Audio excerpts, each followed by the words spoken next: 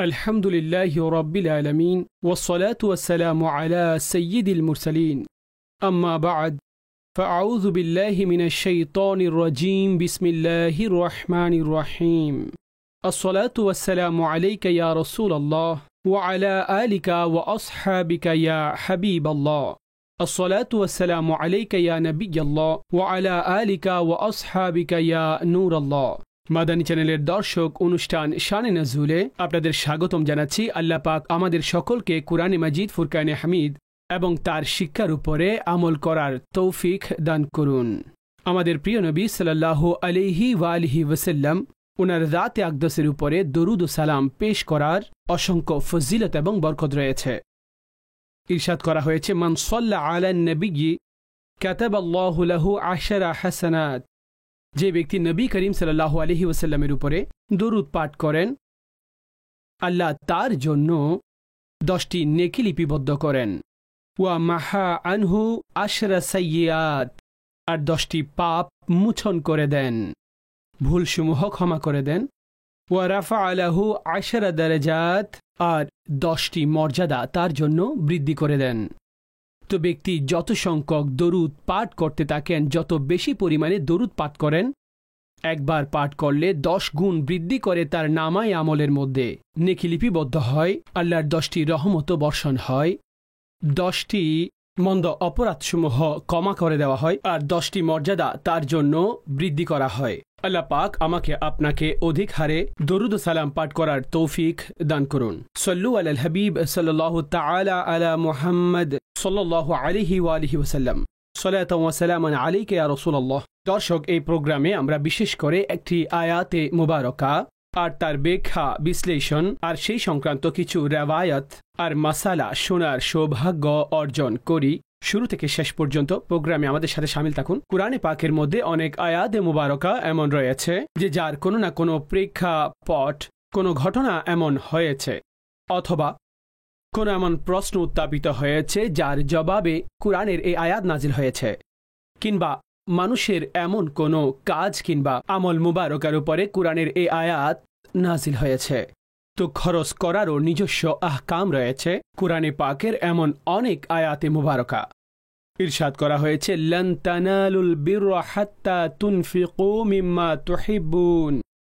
তোমরা কোনো অবস্থায় নেকি পাবে না যতক্ষণ পর্যন্ত তোমরা সেটা খরচ করবে না যেটা তোমরা পছন্দ করো, যা তোমাদের প্রিয়। নিজের সেই প্রিয় বস্তুকে যতক্ষণ খরচ করবে না, সে নেকি অর্জন করতে পারবে না। ঘটনা কিছুটা এমন হলো যে কিছু মানুষ সাদকা করতে লাগল, আর তারা এই বিষয়টি বিবেচনা করা ব্যতীতই, অর্থাৎ সস্তা বস্তু, নিকৃষ্ট বস্তু, সেই মাল যেটা নিজেরাও তাদের নিজেদের জন্য পছন্দ করেন না, আর তারা এটাও পছন্দ করেন না যে তাদেরকেও কেউ এই বস্তুগুলো দিবেন। যদি দেন তো তারা কবুল করবেন না, আর যদি কোথাও কবুল করতেও হয় তাহলে আনন্দ চিত্তে সেটা কবুল করবেন না। তো মানুষ এমন কিছু টাকা এবং এমন কিছু বস্তু আল্লাহর রাস্তায়ও খরচ করা শুরু করে দিল। তো কুরআনে মাজিদ ফুরকানে হামিদ এই ব্যাপারে আয়াতে মুবারকা নাজিল হয়েছে এবং এ ব্যাপারে সতর্ক করা হয়েছে যে খরচ করবে আল্লাহর রাস্তায় তো আনন্দ চিত্তের সাথে, আর ভালো সম্পদ খরচ করো, খারাপ বস্তু খরচ করবে না। তো এমন লোক যারা খারাপ বস্তুসমূহ, মন্দ বস্তুসমূহ আল্লাহর রাস্তায় খরচ করেন কিংবা দেন, তো কুরআনে পাকে সেগুলো নিষেধ করা হয়েছে। তো বলা হয়েছে এই সমস্ত বস্তু যদি তোমাদেরকে কেউ দেয় তোমরাও গ্রহণ করবে না, কিংবা নিলেও অনেক সংকীর্ণ হৃদয়ে আনন্দ চিত্তে নিবে না, তাহলে মানুষকেও এমন বস্তু দিও না। আমাদের প্রিয় নবী সাল্লাল্লাহু আলাইহি ওয়াসাল্লাম কোন একবার তাশরিফ আনলেন, তো সেই জামানায় মানুষ কিছু খেজুর কিংবা আঙ্গুরের কিছু খোসা এগুলো লটকিয়ে রাখত পিলার কিংবা স্তূনের সাথে, গাছের সাথে, যা মসজিদে নববীর মধ্যে রয়েছে, যে যার প্রয়োজন আছে তিনি নিয়ে নিবেন, আর মানুষ নিয়ে নিতেন। তো হুজুর সাল্লাল্লাহু আলাইহি ওয়াসাল্লাম কিছু খেজুর সেখানে ঝুলন্ত দেখলেন, তো তিনি ইরশাদ করলেন, যদি যে ব্যক্তি এই খেজুরগুলো ঝুলিয়েছেন, যদি সে ভালো দিতে চাইতো তাহলে সে দিতে পারত, কিন্তু সে এই খেজুরগুলোই দিয়েছেন। ইরশাদ করলেন, কিয়ামতের দিন সে এই ধরনের পরিত্যক্ত, অর্থাৎ পরিত্যক্ত খেজুর সেগুলোই খাবেন, সে সেটাই পাবে, কারণ যে সাদকা করবেন সেটাই পাবেন। তো এই জন্য প্রিয় যে সমস্ত সাদকা, পছন্দনীয় সাদকা, অর্থাৎ পছন্দনীয় সম্পদ দ্বারা সাদকা, এটা আল্লাহর রাস্তায় দেওয়ার জন্য আমাদের উৎসাহ, এটা ইরশাদ করেছেন। আসুন সে আয়াতে মুবারকা শুনি। আল্লাহ রাব্বুল আলামিন ইরশাদ করেছেন, ইয়া আইয়ুহাল্লাযীনা আমানু আনফিকু মিন তাইয়্যিবাতি মা কাসাবতুম ওয়া মিম্মা আখরাজনা লাকুম মিনাল আরদ ওয়ালা তায়াম্মামুল খাবিসা মিনহু তুনফিকুনা ওয়ালাস্তুম বিআখিযিহি ইল্লা আন তুগমিদু ফীহি ওয়া'লামু আন্নাল্লাহা গনিয়্যুন হামিদ। ইরশাদ করলেন, হে ঈমানদারগণ, নিজেদের পাক আয় থেকে আর সেগুলোর মধ্য থেকে যা আমি তোমাদের জন্য জমিন থেকে বের করেছি, আল্লাহ রাস্তায় খরচ করো। পাক আয় অর্থাৎ আয় করারও উল্লেখ এখানে মজুদ রয়েছে। আর সে পাক আয় থেকে খরচ করো এবং যা আমি তোমাদের জন্য জমিন থেকে বের করে দিয়েছি। সুবহানাল্লাহ। জমিনের মধ্যে ব্যক্তি বীজ বপন করেন, হাল চালান, পানি সেচ দেন। জমিনের যেখানে উল্লেখ রয়েছে একনিষ্ঠভাবে, যদিও বা উপরই মেহনত বান্দার শামিল থাকে, কিন্তু জমিন থেকে নিয়ম অনুসারে সে ফসল উৎপন্ন হওয়া, বের হয়ে আসা, গাছপালা উঠে আসা, প্রশাখা বেড়ে যাওয়া, এগুলো আল্লাহর কুদরতের অংশ।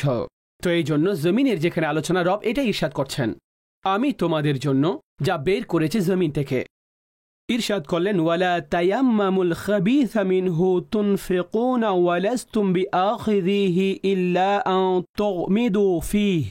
আর খরচ করতে গিয়ে বিশেষ ক্ষতিগ্রস্ত সম্পদ দেওয়ার ইচ্ছে করো না।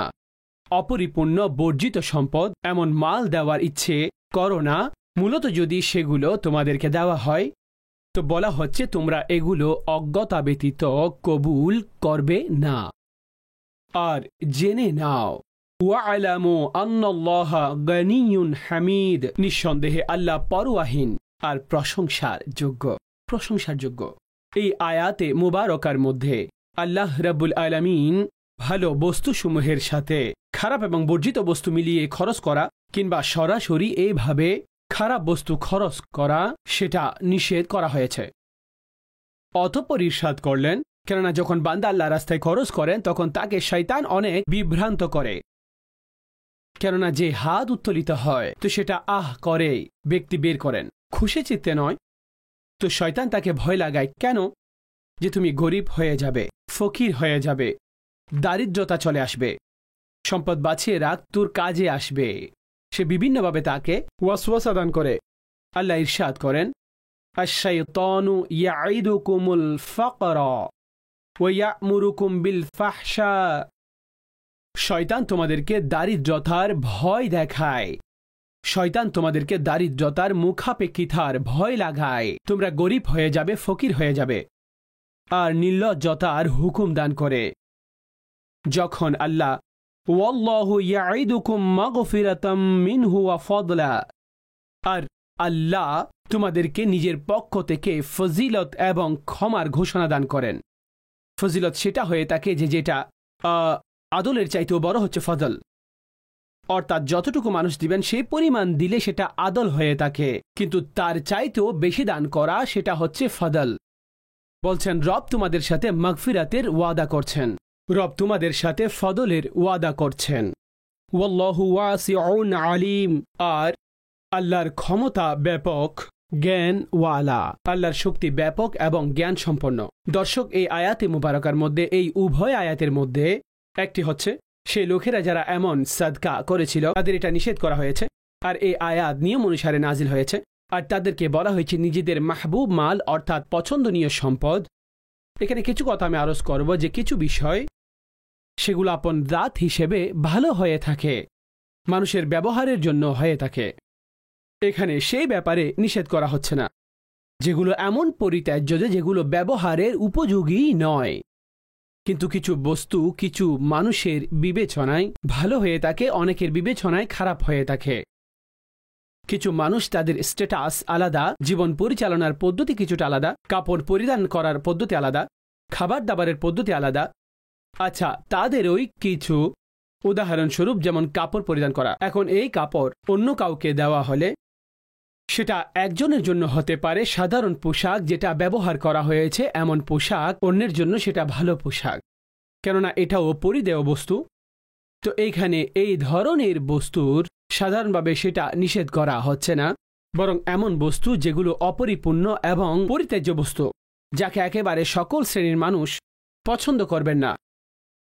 তো যেটা একেবারে কারও ব্যবহার করার যোগ্যতা রাখে, ঠিক আছে, যদি এটা কাউকে আল্লাহর রাস্তায় কেউ দান করেন, দেওয়া উচিত। এখন ব্যক্তি অনেক এমন রয়েছেন যারা মাসের মধ্যে কয়েকটি স্যুট তৈরি করেন, অতঃপর আরও এমন নারীও রয়েছেন, অনেক কাপড় রয়েছে, কিন্তু তারা যদি নিজেদের কাপড়দেরকে সামনে গরিবদের মধ্যে, পুরুষরা তাদের কাপড়গুলোকে গরিব মানুষের মধ্যে দান করেন, দিয়ে দেন, তো একেবারে এগুলো সাদকা করা যেতে পারে।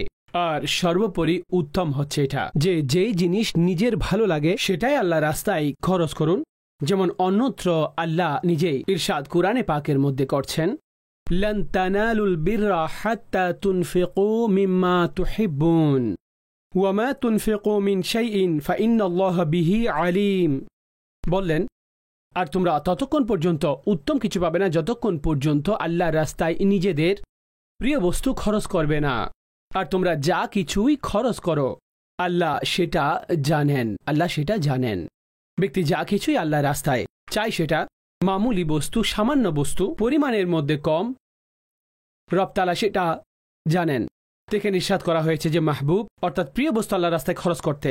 আমরা হযরতে সাহাবায়ে কেরাম আলাইহিম রিদওয়ানের ঘটনা পড়ি। হযরতে সাইয়্যিদুনা আবু তালহা আনসারী রাদিয়াল্লাহু তাআলা আনহু মদিনার অনেক বড় সম্পদশালী ছিলেন। তো যখন এই আয়াতে মুবারকা নাজিল হলো, তো তিনি রাসূলুল্লাহ সাল্লাল্লাহু আলাইহি ওয়াসাল্লামের বারেগাহে হাজির হলেন আর বলতে লাগলেন যে আমি আমার সম্পদের মধ্য থেকে পছন্দনীয় হচ্ছে এই বাগানটি। বাগানে ফল এসেছে, সবজিও তৈরি হয়েছে, কার পছন্দ হবে না? বললেন যে আমার সেটা পছন্দনীয়। তো রাসূলুল্লাহ সাল্লাল্লাহু আলাইহি ওয়াসাল্লামের বারেগাহে তিনি নিজের একটি মুদ্রা অর্থাৎ নিয়ত প্রকাশ করলেন যে তিনি এটা আল্লাহর রাস্তায় দিতে চাচ্ছেন।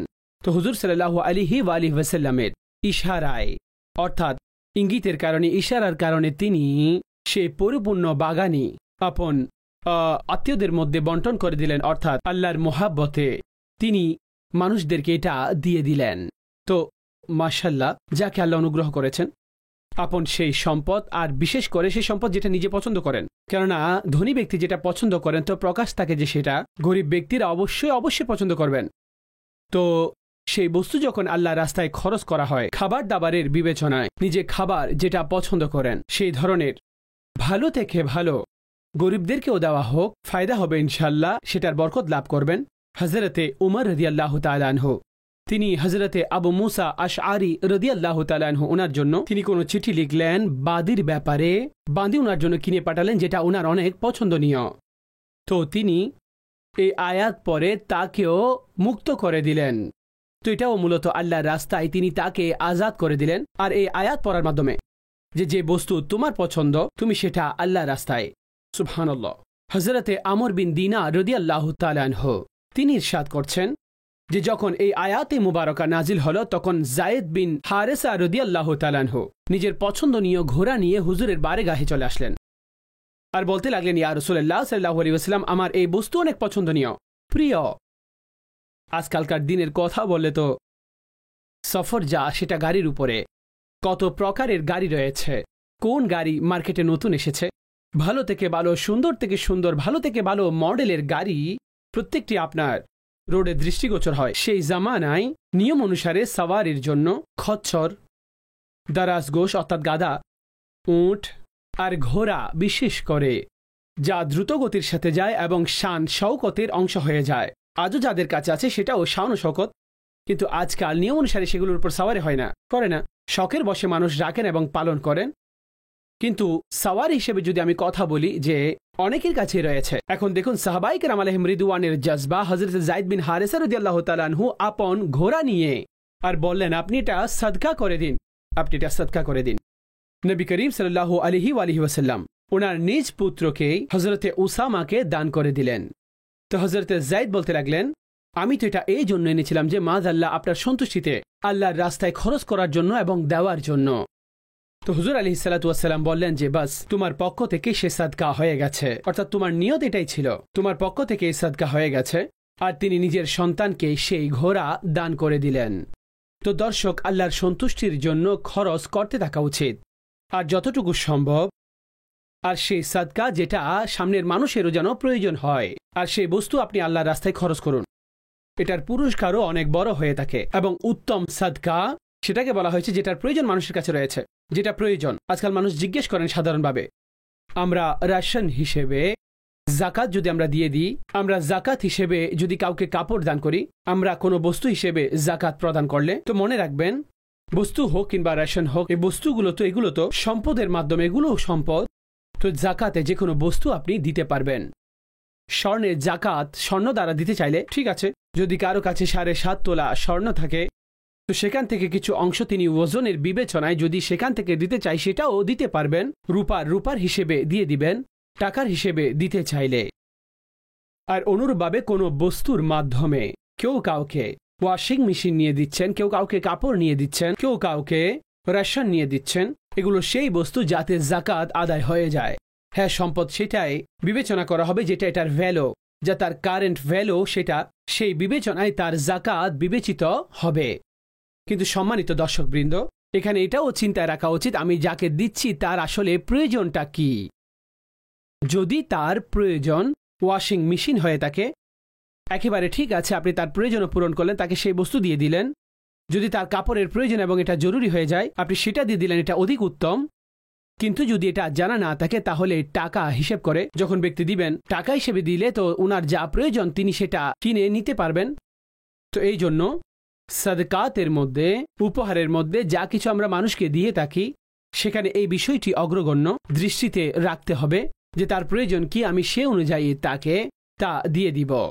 সুবহানাল্লাহ, আল্লাহ পাকের বারগাহে এই ধরনের যাই সাদকা করা হয়, আমাদের মধ্যে প্রত্যেক ব্যক্তি চায় তার বয়স বৃদ্ধি হোক, তার হায়াত বৃদ্ধি পাক। জি হ্যাঁ, তো সাদকা দান করুন। হাদিসে পাকে ইরশাদ করা হয়েছে, ইন্না সাদাকাতাল মুসলিমে তাজিদু ফিল উমর, যে মুসলমানের সাদকা তার বয়স বৃদ্ধি করে দেয়, বয়স বৃদ্ধি পেয়ে যায়। আর এই সাদকা খারাপ মৃত্যু থেকে তাকে বাঁচিয়ে নেয়। আর এই সাদকা এর বরকতে আল্লাহ তাআলা তার মধ্য থেকে অহংকার করা, তাকাব্বুর করাটা দূর করে দেয় সাদকার বদৌলতে। এটাই সে সাদকা আমার ভাইয়েরা, যাতে সম্পদ কমে না, বরং সম্পদ বৃদ্ধি পায়, সম্পদ বাড়ে। আর আল্লাহ পাকের এটা ওয়াদা, ওয়ামা আনফাকতুম মিন শাইইন ফাহুয়া ইউখলিফ, যা কিছুই তোমরা আল্লাহর রাস্তায় খরচ করবে, আল্লাহ তার বদলা দিবেন। আর আল্লাহ যখন নিজে আপন জিম্মায়ে করম থেকে সেটার বদলা দেওয়ার কথা বলছেন, তো রব কতটুকু তাকে দান করবেন, তার বদলা আল্লাহ তাকে দান করবেন।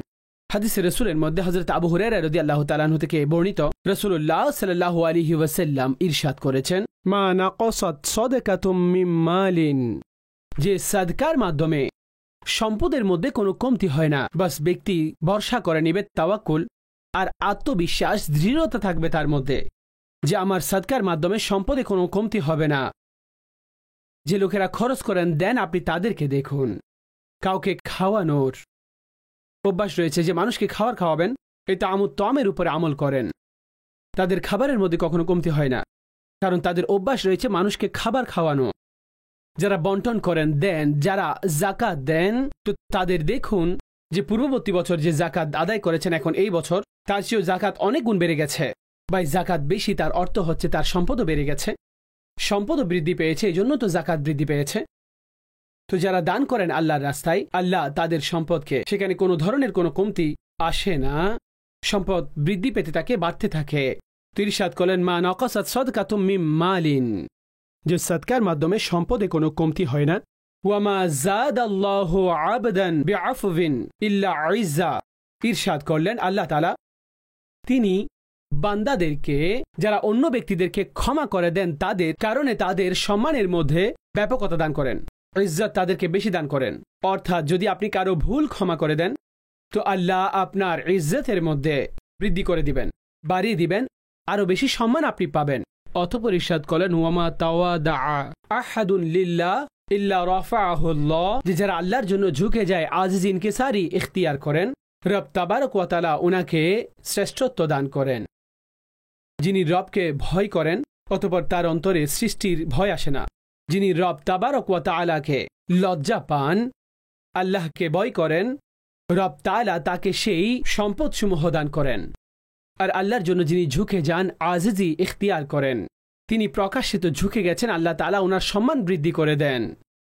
তো এই তিনটি জিনিস হাদিসে রাসূলের মধ্যে বলা হয়েছে যে সম্পদে কমতি হবে না, ব্যক্তি ক্ষমা করলে তো ওনার সম্মানকে বৃদ্ধি করা হবে, সম্মানে কমতি হবে না, আর নমনীয় হয়ে থাকলে তো রব তাবারক ওয়া তাআলা ওনার মর্যাদা বৃদ্ধি করে দিবেন, তাকে সম্মান দান করবেন।